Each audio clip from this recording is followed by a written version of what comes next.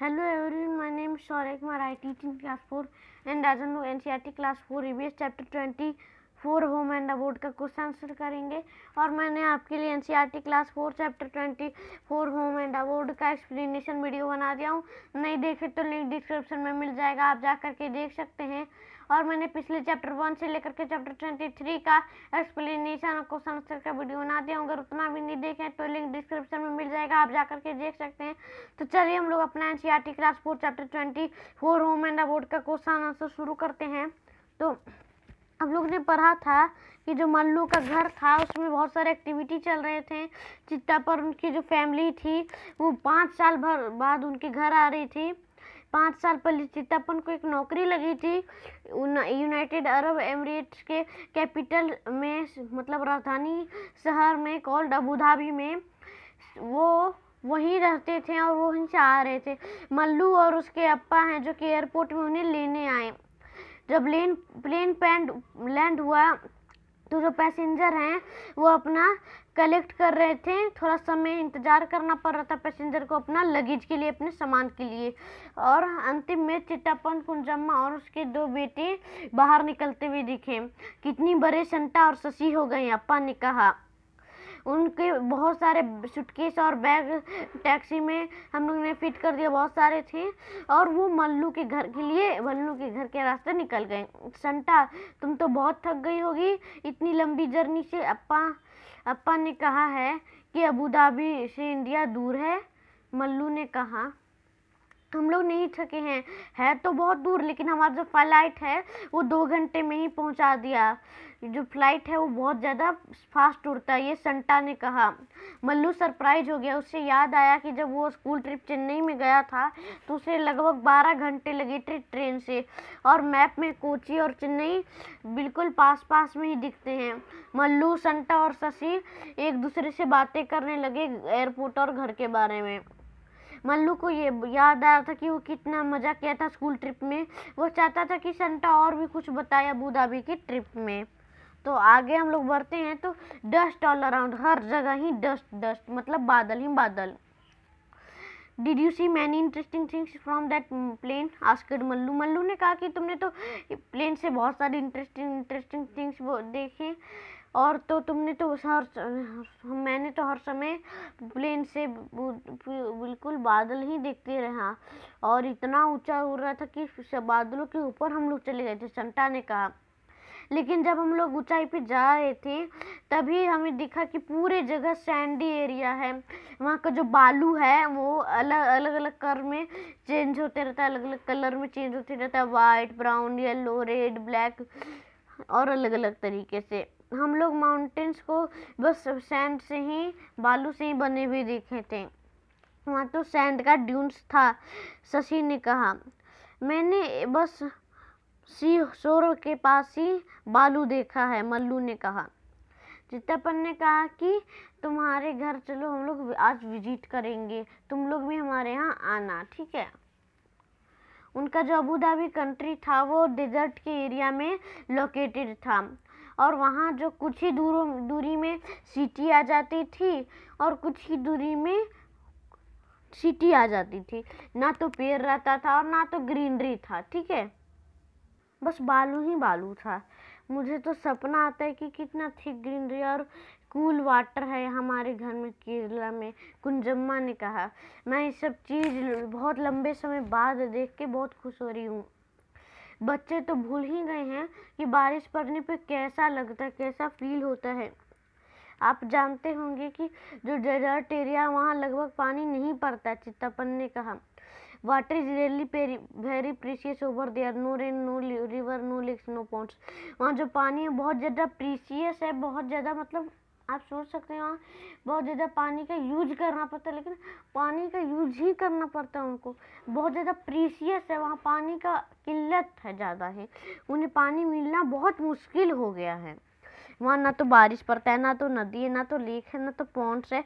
ज़मीन के नीचे देखने पे पानी ही नहीं है। लेकिन शशि ने कहा वहाँ सैंडी सॉइल में, सैंडी बालू की मिट्टी में बहुत सारे तेल हैं, इसलिए जो पेट्रोल है वो इजीली हमारे कंट्री में अवेलेबल हो जाते। In fact petrol is cheaper than water. In fact इसी तरह से पेट्रोल जो है पानी से सस्ता है। चित्तापन ने कहा।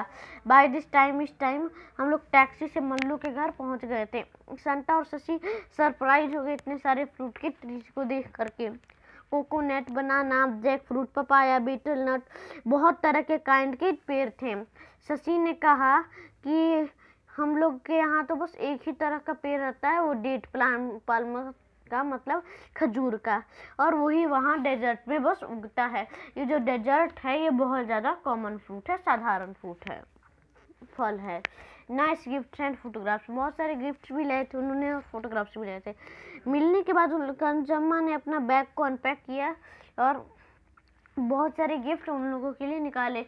उन लोगों ने सभी को डेट्स दिए, खजूर दिए खाने के लिए। जो खजूर थे बहुत ज़्यादा मीठे थे और स्वाद में भी दिखने में अच्छे थे। शशि ने मल्लू को कुछ नोट्स और कॉइन दिखाए। संता ने एक्सप्लेन किया कि जो मनी है यूज किया जाता है अबू धाबी में डिफरेंट तरीके से, धीरहाम नाम की करके, और यहाँ का लोकल लैंग्वेज भी लिखने का अलग ही अराबिक है। और यही फोटोग्राफ्स और अलग अलग चीज़ वहाँ जहाँ रहते थे वहाँ के दिखा रहे थे। चित्तापन ने मल्लू को एक ग्लोब दिया। वो कहे, मल्लू क्यों ना तुम अबू धाबी को इसमें लोकेट करो, लोकेट केरला ऑल्सो, केरला को भी लोकेट करो। बच्चे ध्यान से और मज़े से देख रहे थे उस ग्लोब को, डिफरेंट प्लेसेस से ग्लोब को। मल्लू ढूंढने लगा चेन्नई और कोची को। उस शाम को एक ही साथ बरामदा में बैठ गए और फोटोग्राफ एक दूसरे से देखने लगे और बांटने लगे। अबू धाबी में बहुत बड़ी बड़ी बिल्डिंग रहती है और बहुत बड़ी बड़ी मैनी स्टोरीज रहती है और बड़ी बड़ी ग्लास विंडो रहते हैं। मल्लू ने कहा कि आप तो ठंडे कूल ब्रिज बड़े बड़े विंडो से आता होगा। चित्तापन ने कहा कि हम लोग खिड़की ही खोलते नहीं है क्योंकि इतनी गर्मी ही है। हम लोग के अंदर एयर कंडीशनर रहता है जो कि जिसके अंदर हम लोग रहते हैं, और वहाँ का वेदर है बहुत ज़्यादा गर्म है। लोग लूज कॉटन क्लॉथ पहनते हैं, पूरा पहने हुए रहते हैं वैसी तरीके से, और हेड को भी कवर करते जिससे कि हमें मजबूत सूर्य से छांव मिल सके, प्रोटेक्ट मिल सके। मल्लू ये सब देख करके पिक्चर्स को देख के एंजॉय कर रहा था और अदर कंट्रीज के बारे में कजन से बातें कर रहा था। वो कॉन्टलेसी कीप कर रहा था, कंपेयरिंग कर रहा था थिंग्स को, मतलब अबू धाबी से हर चीज़ को डिस्क्राइब कर रहा था, कंपेयर कर रहा था। उसने डिसाइड किया कि अबू धाबी को क्लास में प्रोजेक्ट रिपोर्ट एक बार बना के देंगे। ठीक है, तो चलिए हम लोग अपने यहाँ का फर्स्ट क्वेश्चन करते हैं। You can also make a small report comparing Abu Dhabi with the place where you live. You can use some of these points method below while writing the report. You can also draw picture और photograph. आपको भी एक छोटा सा report बनाना है और comparing करना Abu Dhabi को लिख करके, और वहाँ आपको पॉइंट्स दिए हुए उस पर भी आपको लिखना है, रिपोर्ट बनाना है, और क्लाइमेट और वेदर के बारे में बताना है, क्या पहनते हैं वहाँ लोग, क्या पेड़ पौधे वहाँ, किस तरह की बिल्डिंग्स है, किस तरह से रोड है, किस तरह के कॉमन फूड आइटम्स हैं, और किस किस तरह के लैंग्वेज है। तो चलिए इस क्वेश्चन का उत्तर देखते हैं। इस क्वेश्चन का उत्तर यह है, कंपेयरिंग की हम लोग ने अबू धाबी और केरला को। क्लाइमेट वहाँ क्या होता है और क्या पहनते हैं लोग, तो अबू धाबी में सब लोग बिल्कुल ड्राई सूखे कपड़े पहनते हैं और केरला में भी गर्म कपड़े पहनते हैं। पेड़ और प्लांट्स कैसे हैं और किस किस तरह की बिल्डिंग्स है। वहाँ के पेड़ पौधे डेट्स हैं, मतलब अबू धाबी के डेट्स हैं, खजूर हैं, और कोकोनट है केरला का। वहाँ किस तरह का बिल्डिंग्स हैं, स्काई रैपर्स हैं, ठीक है, स्काई रैपर्स हैं, बड़े बड़े बिल्डिंग्स हैं, और यहाँ जो है कि ज़्यादा बड़ा बिल्डिंग केरला में नहीं है। किस तरह का रोड है, तो डिफरेंट रोड है, वहाँ का अलग ही रोड है, बिल्कुल जाम आने लगता है, लेकिन केरला में थोड़ा जाम लगता है। कॉमन फूड क्या है, डेट्स है, खजूर है, मीट है, पराठा है, बिरयानी है, और यहाँ केरला का इडली, डोसा, सांभर, उत्तपम है। लैंग्वेज है अरबिक इंग्लिश अबू धाबी का, और केरला का है मलयालम इंग्लिश। तो चलिए हम लोग अगले क्वेश्चन पे चलते। तुम्हारा अगला क्वेश्चन यह है, Why do you think many trees cannot grow in desert area?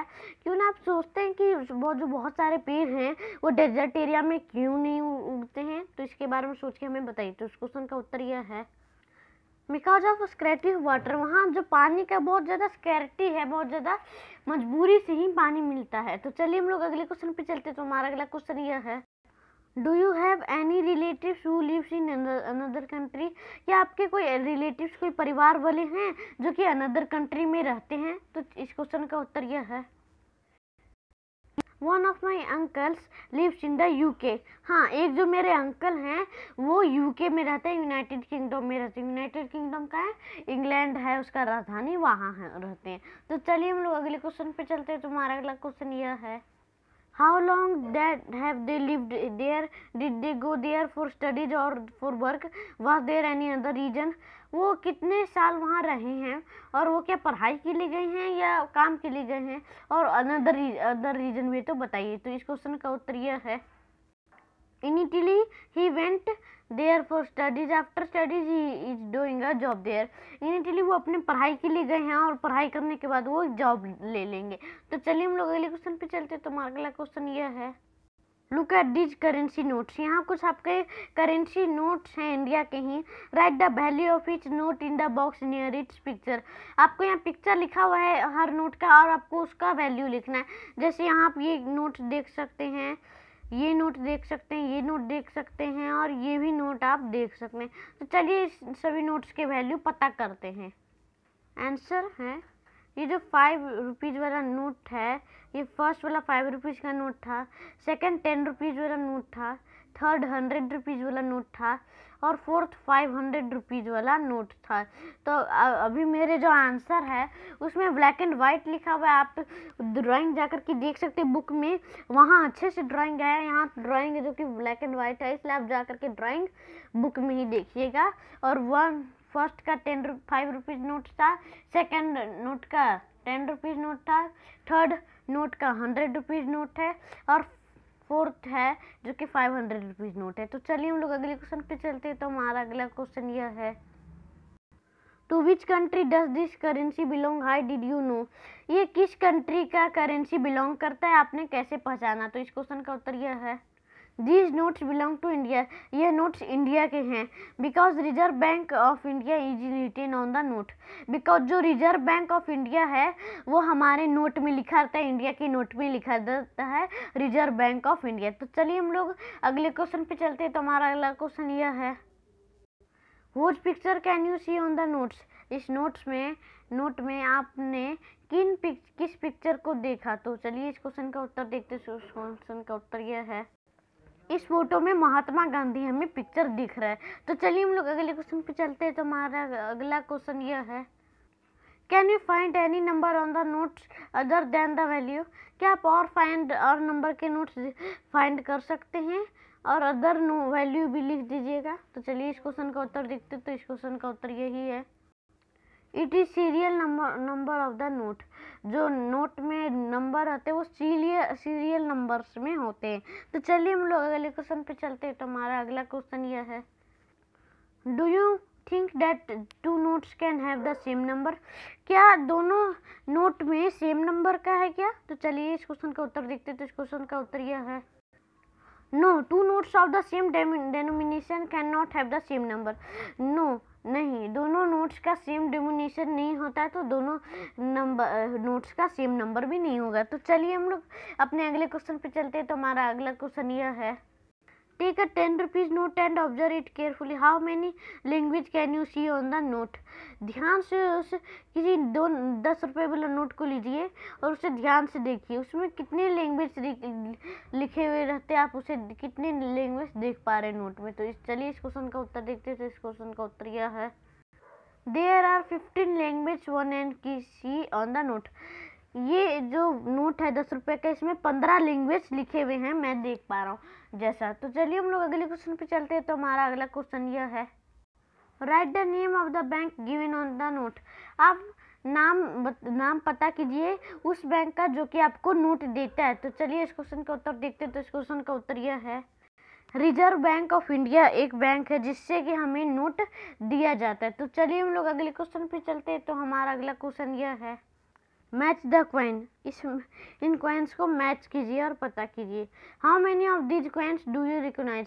आप इन कौन से कॉइन्स को, कितने कॉइन्स को रिकॉग्नाइज कर पा रहे, पहचान पा रहे? तो चलिए इस क्वेश्चन का उत्तर देखते हैं। तो इस क्वेश्चन का उत्तर यह है I can recognise all the coins, मैं सभी क्वेंट्स को रिकोगनाइज कर पा रहा हूँ, मैं सभी क्वेंट्स को पहचान पा सकता हूँ। तो चलिए हम लोग अगले क्वेश्चन पे चलते। तुम्हारा अगला क्वेश्चन यह है, what is written on each coin other than the value. आप और भी लिखिए, अदर ईच कॉइन के अदर वैल्यू आप लिख सकते हैं, क्या लिख सकते हैं। तो चलिए इस क्वेश्चन का उत्तर देखते हैं। तो इस क्वेश्चन का उत्तर यह है, ईच कॉइन में लिखा आता है India is written on each coin other than the value. India लिखा रहता है ईच कॉइन में, अलग अलग वैल्यू में भी इंडिया ही लिखा होता है। तो चलिए हम लोग अगले क्वेश्चन पे चलते हैं। तुम्हारा अगला क्वेश्चन यह है, look at these notes, do they all belong to India?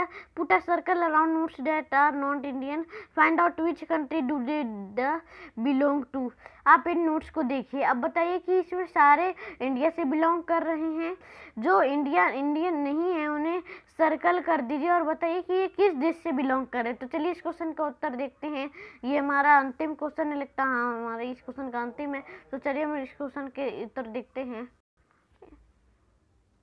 तो इस क्वेश्चन का उत्तर यह है, इंडियंस ये नहीं है, इंडियन ये नहीं है, ये भी इंडियन नहीं है, ये इंडियन भी नहीं है, ये भी इंडियन नहीं है, ये भी इंडियन नहीं है, ये भी इंडियन नहीं है, ये भी नहीं इंडियन है, ये भी इंडियन का नोट्स नहीं है, ये भी इंडिया का नोट नहीं है और ये भी इंडिया का नोट नहीं है। तो चलिए हम लोग आगे, इसके अगला ही क्वेश्चन था कि ये किस कंट्री से बिलोंग करते हैं।